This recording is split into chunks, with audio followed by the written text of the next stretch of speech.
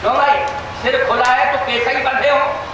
सिर खुला, केस स्वतंत्र, और चले तो ऐसे केस लहराएंगे, ऐसे लहराएंगे जैसे नरेंद्र मोदी 15 अगस्त को लाल किले पे तिरंगा झंडा फहराने जा रहे हैं।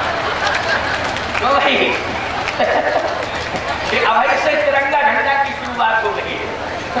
बड़ी विचित्र स्थिति है, क्या बताऊंगा आपको। इसलिए सावधान।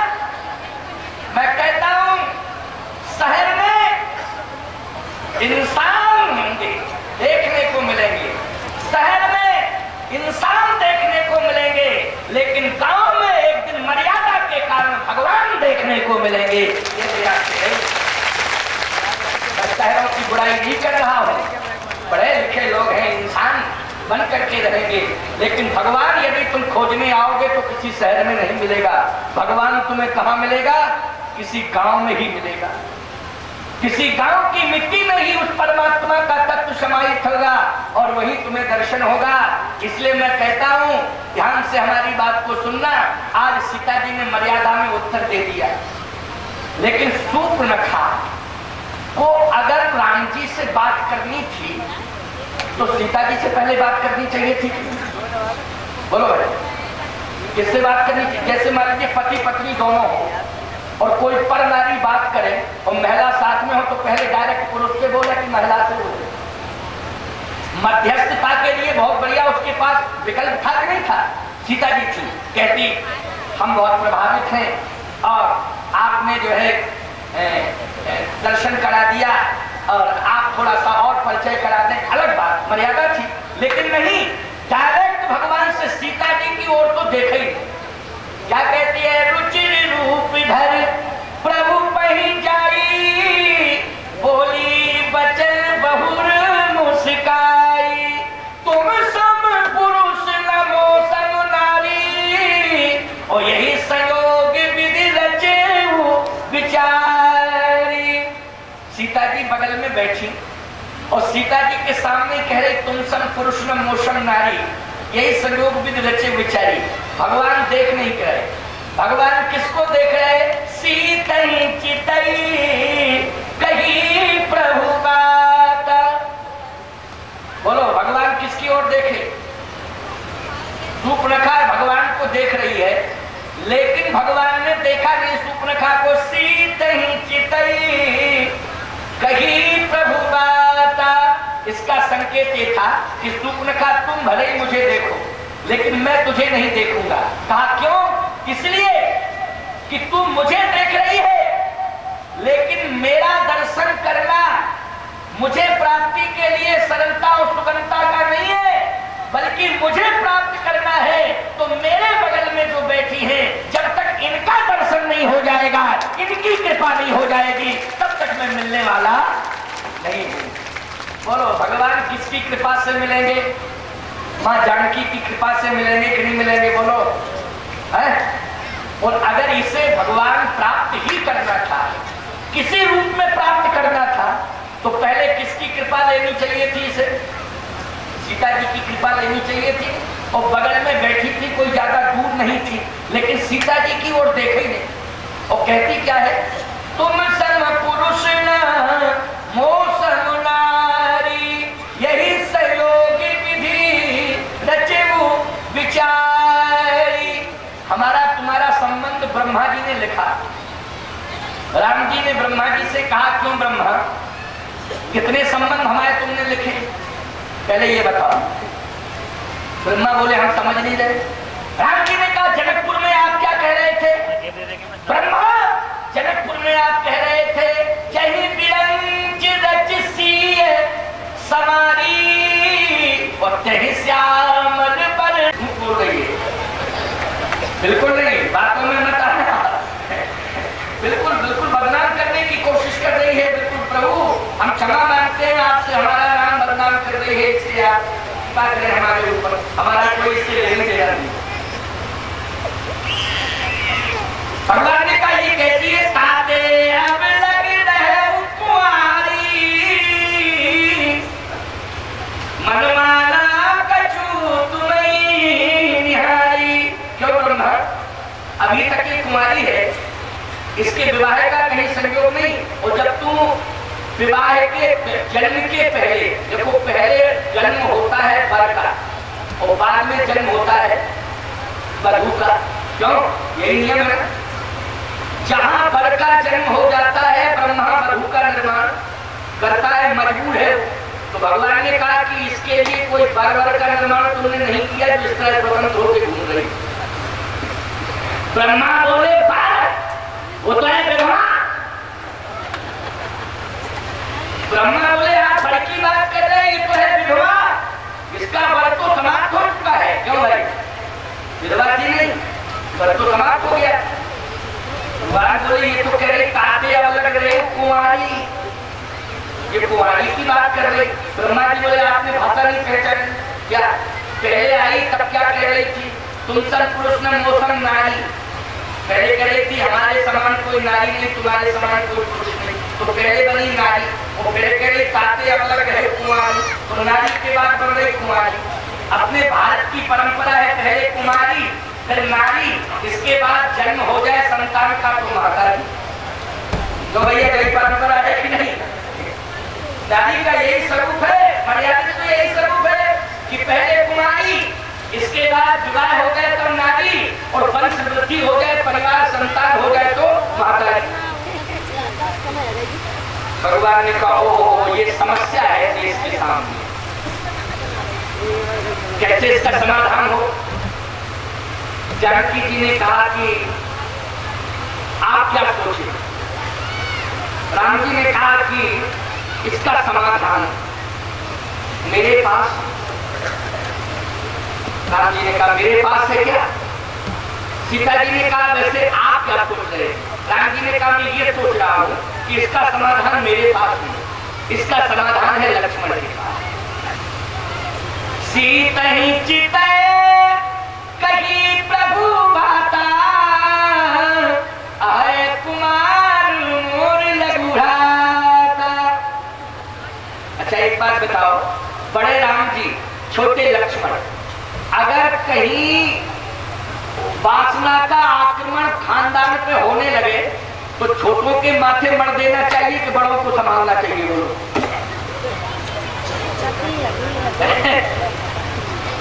हमारे यहाँ की तो ये परंपरा है, हम लोग कहते हैं कि बच्चों को बचाना है, ये सब भगाओ भगाओ भगाओ, बच्चों को ये दुष्प्रभाव न पड़ जाए कहीं। क्यों? तमाम प्रकार की व्यवस्थाएं, विचार, तमाम प्रकार के विचार, तमाम प्रकार के व्यवहार, तमाम प्रकार के आयोजन, ये जो प्रोग्राम तुम करा रहे हो, ये बच्चों को संस्कार देने के लिए करा रहे हो कि नहीं करा रहे हो? बोलो किसके लिए करा रहे हो?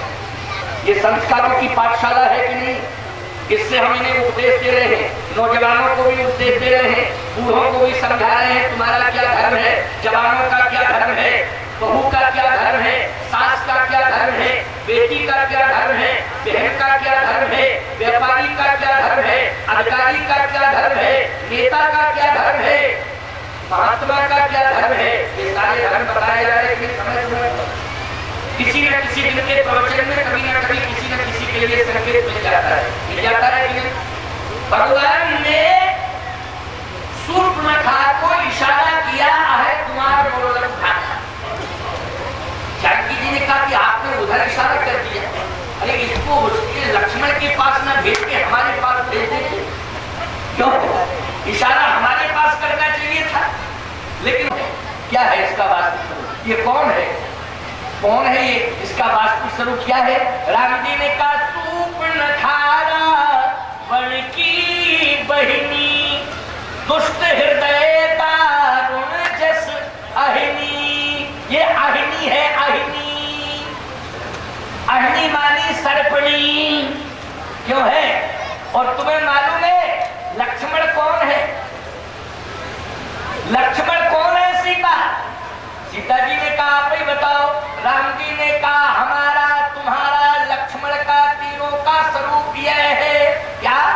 स्तुति से तू पालक राम तुम जगदीश माया जानकी।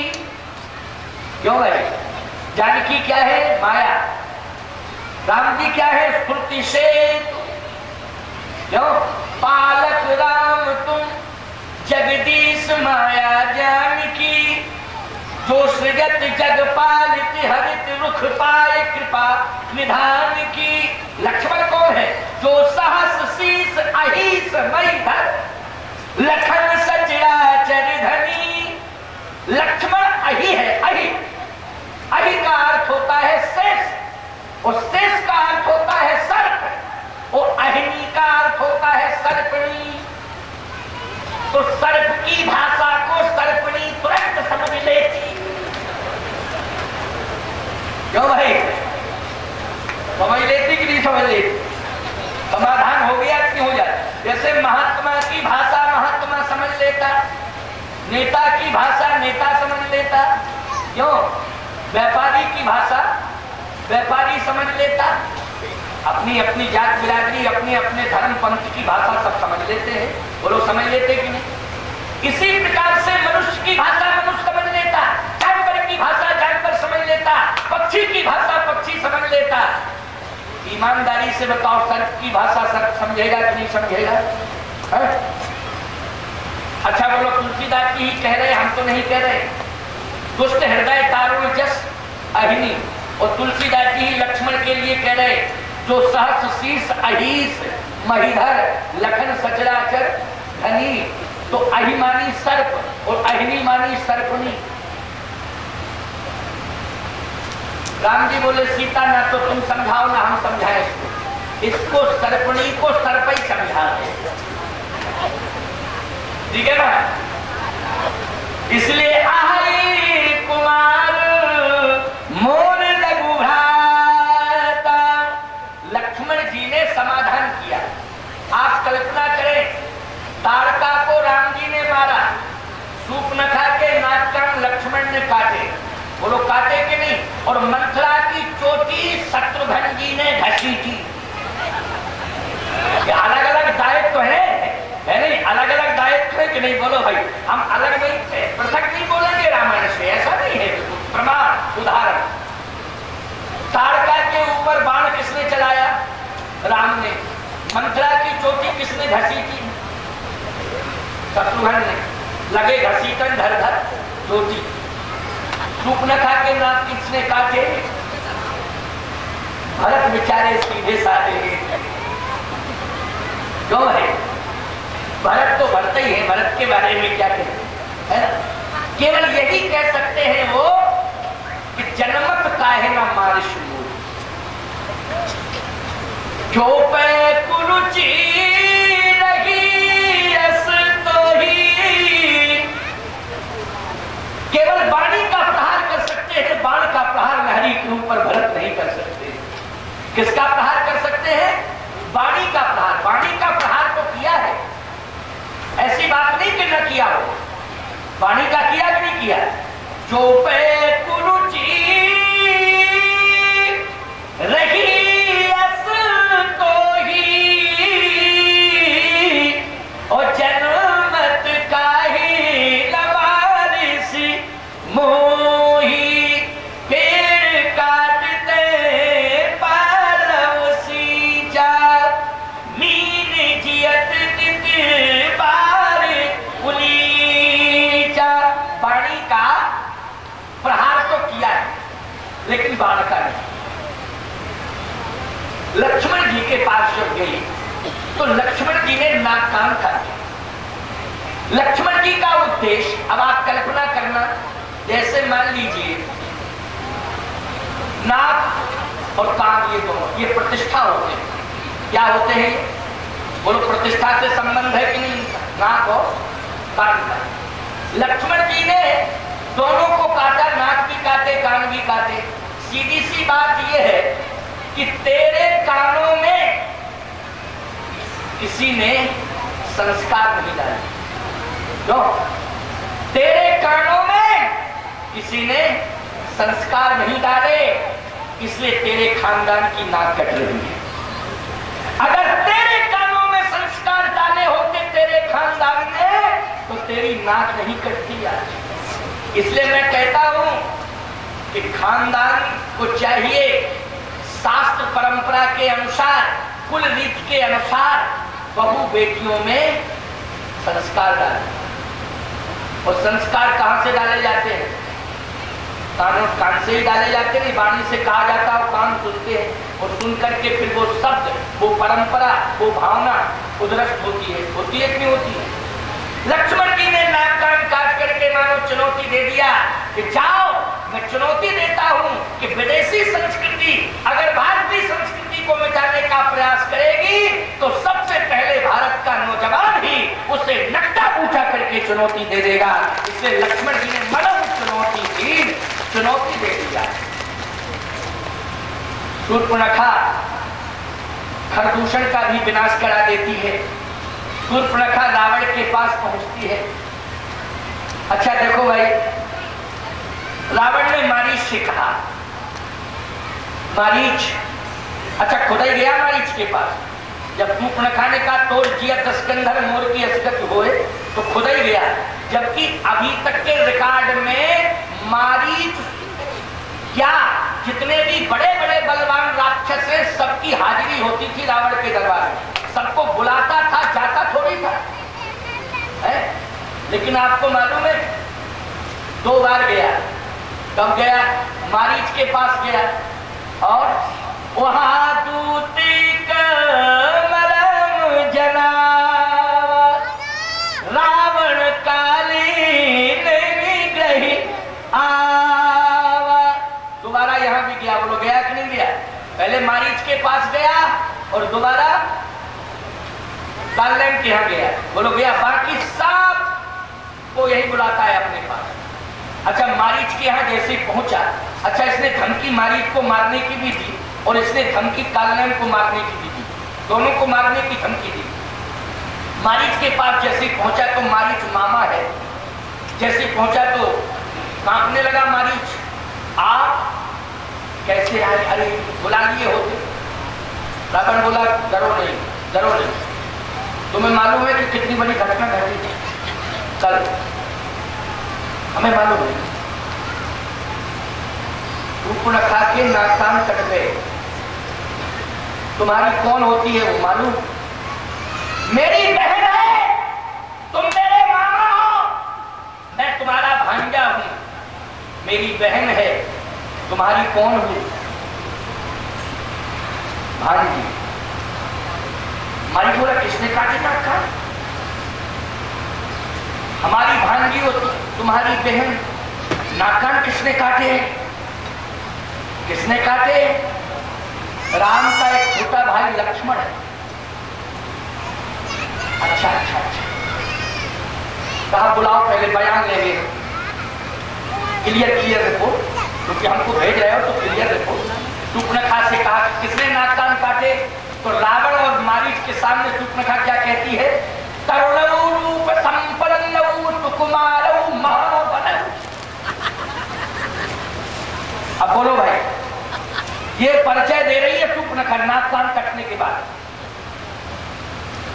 नाक कान लक्ष्मण जी ने काटे और परिचय क्या दे रही? तरुणौ रूप संपन्नौ सुकुमारौ महाबलौ। बड़े सुकुमार हैं, बड़े सुंदर हैं और बड़े बलवान हैं। अच्छा बोलो, जिसके नाक कान कट गए हो वो नारी इस तरह से बोलेगी? कोई कहे किसने नाक कान काटे तो वो यही कहेगी बड़ा दुष्ट था, बहुत ही ज्यादा दुष्ट था। क्यों? यही परिचय देगी कि नहीं देगी? लेकिन शूर्पणखा आंखों में आंसू भर के कहती है तरुणौ रूप संपन्नौ सुकुमारौ महाबलौ। बड़े सुंदर हैं, बड़े सुकुमार हैं और बड़े ही बलवान हैं। मारीच बोला ऐसे लोग नाक कान काट सकते हैं? बता बोलो बोलो। नाक कान काटे नहीं है, कटवाने गई थी। बात सिर्फ इतनी है, नाक कान उन्होंने नहीं काटे, ये खुद ही नाक कान कटवाने गई थी। अब समझ में नहीं आ रहा है तो ठीक है, और यदि समझ में आ रहा हो तो समझ लो और इसको समझा दो। रावण कहता है कि तुम क्या बोल रहे हो?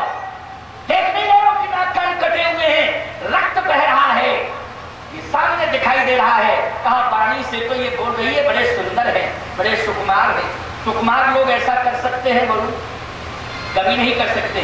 क्रूर लोग कर सकते हैं ऐसा, वो लोग कर सकते हैं कि नहीं? जो क्रूर होते हैं उनकी हिंसक प्रवृत्ति होती है, जो सुकुमार होते हैं, बड़े सुकोमल होते हैं, उनके अंदर हिंसा के प्रति प्रेम नहीं रहता है, परंतु निश्चित है कि कहीं ना कहीं कोई ना कोई कमी इसके अंदर थी, तभी ऐसी घटना घटी।